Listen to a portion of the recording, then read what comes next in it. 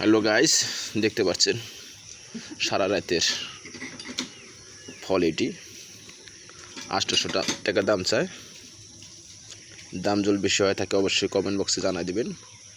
এই সাইফুলা রাত ভরে মাছ মারছে, বাইরে আমাদের মাঝে বেচতে নিয়ে আইছে। দেখি আমরা নেওয়ার জন্য দামাদামি চলছে। দ্রুত কমেন্ট দিয়ে জানান এটা 800 টাকা দাম চাইতে আছে, কত হলে নেওয়া যায়। মাছটা দেখা যায় তেলাপিয়াটা কানসাটা ক্রক ক্রক ক্রক। Wow wow wow,